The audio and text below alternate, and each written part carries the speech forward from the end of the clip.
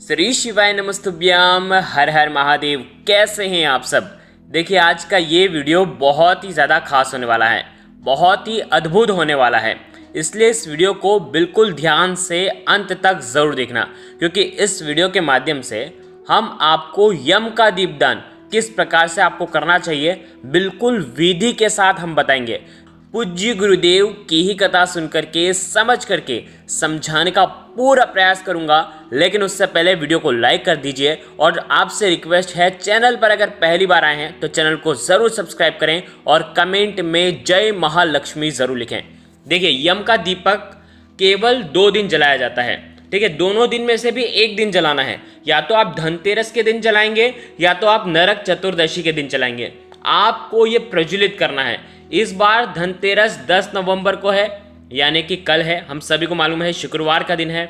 और नरक चतुर्दशी जो है वो 11 नवंबर को है, यानी कि शनिवार के दिन है। यानी कि 2 दिन आपको मिलते हैं साल में, और इन दोनों दिन में से केवल एक ही दिन आपको यम का दीपक का दान करना चाहिए, यम का दीपक प्रज्वलित करना चाहिए।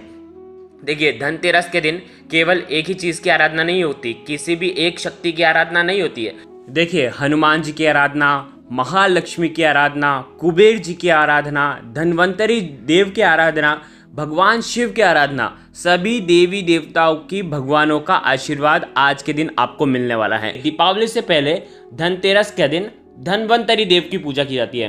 देखो, समुद्र मंथन के समय धन्वंतरी देव का जन्म हुआ था, और वो जो दिन था वो था धनतेरस का दिन। तो धनतेरस के दिन निरोगी काया के लिए सारे रोग घर से दूर हो जाएं, जो कि आयुर्वेद के देवता हैं। तो धनतेरस के दिन इस काली रात्रि में, ये काली रात्रि नहीं है क्योंकि ये जीवन के सारे अंधकार को दूर करने वाली रात्रि है, सारी नकारात्मक शक्तियों को दूर करने वाली है। देखिए, बहुत ही आसान से उपाय होने वाले हैं, इसलिए यम का दीपक को आपको प्रज्वलित करना चाहिए। कार्तिक मास के कृष्ण पक्ष की त्रयोदशी तिथि यानी कि धनतेरस या तो नरक चतुर्दशी दीपदान करने की परंपरा है। देखिए, आस्था और विश्वास से जुड़े इस महापर्व पर यम की साधना धार्मिक दृष्टिकोण से सबसे ज़्यादा महत्वपूर्ण मानी जाती है। यम का दीपदान किस प्रकार से प्रज्वलित करना है, जब भी प्रज्वलित करेंगे तो विशेष समय का ध्यान देना। 10 नवंबर और 11 नवंबर दोनों दिन हो सके तो शाम को, रात्रि में सूर्यास्त के बाद आपको दीपदान करना है। 6 से लेकर के 7 तक ये समय है दीपदान का। अगर इस समय करते हैं तो सर्वश्रेष्ठ है, प्रदोष काल के समय करते हैं तो सर्वश्रेष्ठ है, नहीं तो आप रात्रि तक 11-12 बजे तक आप ये दीपदान करना। क्योंकि देखो, अगर समय नहीं भी मिले ना तो भी दीपदान आपको करना है। इसका दीपदान चूकना नहीं है। चाहे देखो, कार्तिक का पवित्र महीना और उसमें विशेष दीपदान, वो भी यम का दीपदान यानी कि यमराज का दीपदान है, और यह यमराज का दीपदान हर घर में होना चाहिए। देखिए, यम का दीपदान क्यों करना चाहिए, इससे हमारे घर में रहने वाले लोगों की अकाल मृत्यु का जो भय है वो टल जाता है। यानी कि जो व्यक्ति सोचता है कि मेरा एक्सीडेंट हो जाएगा, मेरी मृत्यु हो जाएगी, मुझे कोई मार देगा, मेरी अकाल मृत्यु हो जाएगी, न जाने कैसे कैसे विचार आते हैं, भयभीत रहता है, डर लगता है, तो यम का दीपदान करना बहुत ज़रूरी होता है, क्योंकि ऐसी भयानक मौत भी घर में किसी को ना आए। साथ ही साथ इसीलिए यम का दीपक प्रज्वलित करने की परंपरा है। अगर आपको गलत विचार आते हैं तो आपके गलत विचारों का क्षय हो जाएगा। अगर आपका जीवन सरल बनाना है तो आपको यम का दीपदान करना चाहिए। यदि आपके घर के बच्चे जो हैं, छोटे बच्चे हैं, बहुत ज़्यादा डरते हैं, किसी भी चीज़ से डरते हैं, या आपके घर में कोई भी ऐसा व्यक्ति है जो बार बार डर जाता है, तो आपको उसका जो भय है उसको दूर करना है, तो यम का दीपक का दान आपको करना चाहिए। अकाल मृत्यु के भय से चुपचाप ये भय मुक्ति दीपक का दान करना चाहिए। कष्टों से मुक्ति के लिए ये दीपक का दान करना चाहिए। भाग्य का साथ आपको मिलता है, जीवन में मन में शांति आपको मिलती है। बहुत ही आसान सा ये उपाय होने वाला है। देखो, किस प्रकार से करना है। जब भी आप यम का दीपदान प्रज्वलित करेंगे तो हो सके, देखो, नहा धो करके, देखो साल में एक बार ऐसा मौका मिलता है, इसीलिए नहा धो करके स्वच्छ वस्त्र पहन करके आपको यम का दीपदान करना चाहिए। देखिए, किस प्रकार से क्रिया करनी है समझना। एक पाट लेना, एक पाटला लेना, एक चौकी लेना, ठीक है। चौकी ले ली, पाटला ले लिया। अब आपको क्या करना है, आपको आपके घर में, आपके जो मंदिर है वहां पर आपको आना है, और आपको क्या करना है, पाट के ऊपर लेपन करना है। अब लेपन किसका करोगे, गाय के गोबर का लेपन करना है। गाय का गोबर नहीं है तो आपको तुलसी जी की मिट्टी लेना, उसके अंदर जल मिलाना और उसके बाद उसका लेपन करना। देखिए तुलसी जी की मिट्टी भी अगर आप नहीं ले रहे हैं तो आप हल्दी का लेपन कर सकते हैं। एक चुटकी हल्दी लेना, हल्दी के अंदर जल मिलाना और हल्दी का लेपन आपको पार्ट के ऊपर कर देना है। ठीक है, आगे आपको बात समझ में। अब आपको क्या करना है समझना, लेपन करने के बाद अब आपको आटे का स्वास्तिक बनाना है। देखिए वीडियो के अंदर बताने का प्रयास कर रहा हूं, आटे का स्वास्तिक बनाएंगे तो इसकी जो लाइन होगी वो घुमावदार लाइन होनी चाहिए। स्वास्तिक आप बनाओगे ना तो स्ट्रेट लाइन नहीं होनी चाहिए, सीधे लाइन नहीं होनी चाहिए, चारों तरफ से आपको नीचे से घुमा देना है। आगे ही आपको बात समझ में, देखो वीडियो के अंदर बताने का प्रयास कर रहा हूं। अब आपको क्या करना है, साथ में एक दीपक लेना। अब देखो यहाँ पर आपको माटी का दीपक, अगर आप घर पर बना रहे हैं तो माटी का दीपक बना सकते हैं, बाजार से माटी का दीपक लेकर के आ सकते हैं। आटे का दीपक लेना चाहते हैं तो आटे का दीपक ले लीजिए, या तो आप घर में आटे का दीपक बनाए, बिना नमक का आटा मढ़ना, उसका दीपक बनाना और 4 बाती लगाना। अब देखो यहाँ पर एक प्रमाण मिलता है कि आप 1 बाती का दीपदान भी कर सकते हो और 4 बाती का दीपदान भी कर सकते हो। लेकिन अगर आप करना चाहते हैं, देखो साल में एक बार ये मौका मिलता है, चारों दिशाओं से आपकी रक्षा हो, इसीलिए 4 बाती का विशेष दीपदान करना चाहिए। आगे आपको बात समझ में, 4 बाती आपको उसमें लगा देनी है। अब इस दीपक के अंदर सरसों का तेल या तो तिल का तेल, दोनों में से एक भरना है, हो सके तो सरसों का तेल ही आपको भरना है। आगे आपको बात समझ में। अब आपको लेना है एक स्टील की प्लेट, ठीक है, उसके अंदर आपको रखना है चावल, 1 कटोरी चावल या आधा कटोरी चावल आपको रखना है। ठीक है, प्लेट के ऊपर ही चावल रखना है और इसी चावल के ऊपर, देखो प्लेट जो है स्वास्तिक के ऊपर रख देना, उसके ऊपर जो चावल रखे हैं और उसी के ऊपर चौमुखी दीपक आपको रखना है।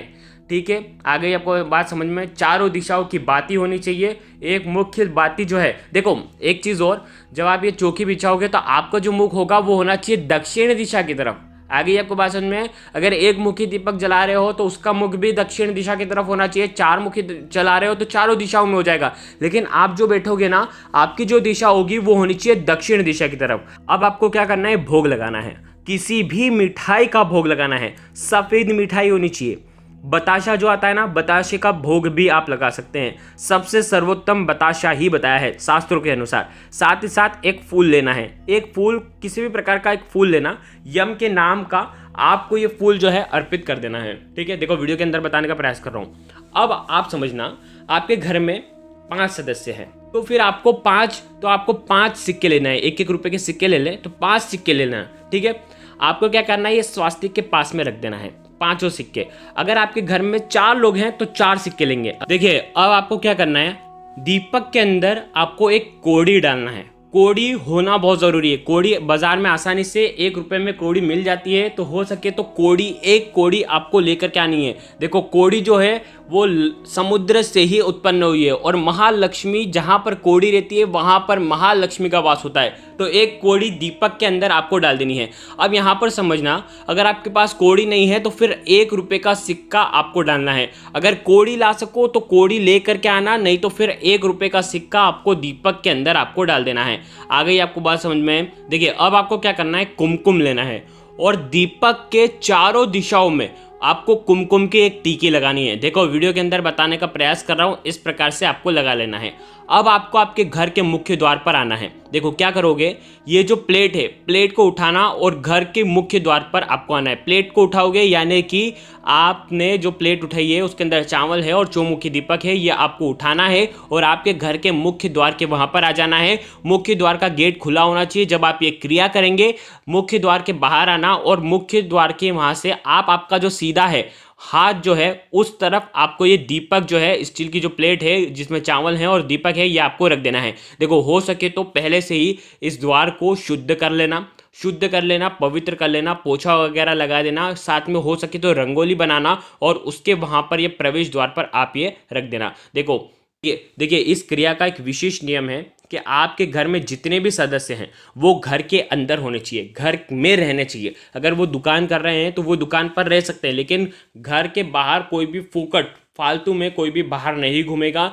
हो सके तो सब घर के अंदर ही रहने चाहिए, पहली बात। दूसरा नियम ये है कि ये जो दीपक है, घर का जो वडील है, जो सबसे बड़ा है, वो व्यक्ति अगर ये दीपक का उपाय करेगा तो सर्वोत्तम है। अगर वो नहीं कर पाता है, किसी कारणवश तबीयत खराब है या कुछ भी ऐसी चीज़ है, तो फिर घर में रहने वाला दूसरा व्यक्ति, अन्य व्यक्ति कर सकता है। आ गई आपको बात समझ में। देखो दीपक जो है बहुत ही ज़्यादा सक्रिय होने वाला है। आपके घर में किसी भी प्रकार की अकाल मृत्यु का जो भय है वो भी दूर हो जाएगा और अकाल मृत्यु कभी भी किसी की नहीं होगी। इसीलिए यम का दीपक का दान करना बहुत ही सर्वश्रेष्ठ बताया गया है। देखिए ये क्रिया करने के बाद दीपक जो है वो जल करके शांत हो जाएगा।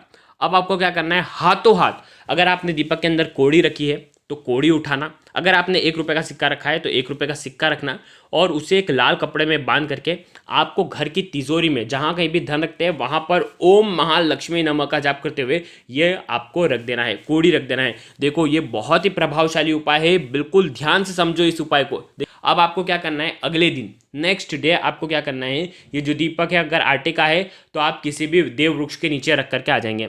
अगर चावल जो है वो आपको पक्षियों के लिए या तो किसी भी वृक्ष के नीचे आप रख करके आ सकते हैं। आटे का जो स्वास्तिक है वो भी आप पीपल के पेड़ के नीचे आप रख करके आ सकते हैं। जो आपने लेपन करा है उसमें थोड़ा सा जल मिला करके उसे साफ कर सकते हैं और वो जो जल है वो किसी भी खाली स्थान पर आप रख सकते हैं। देखो घर की वडील महिला अगर इस उपाय को करेगी तो सर्वश्रेष्ठ है। तो देखो आज के इस पूरे वीडियो में बहुत ही विस्तार से, बहुत ही क्रिया को बिल्कुल सरल रूप से हमने आपको बताने का प्रयास करा है। देखिए 10 या 11 नवंबर 2 दिन है आपके पास, जब आपकी इच्छा हो तब आप ये उपाय कर सकते हैं। अगर आपको कुछ भी चीज़ समझ में ना आए तो कमेंट में पूछ लेना, गलती बिल्कुल भी नहीं करना है। यम का दीपक सबके घर में ज़रूर जलना चाहिए। जो भी इस वीडियो को देख रहा है वो यम का दीपक का दान ज़रूर करेगा। श्री शिवाय नमस्तुभ्यम। हर हर महा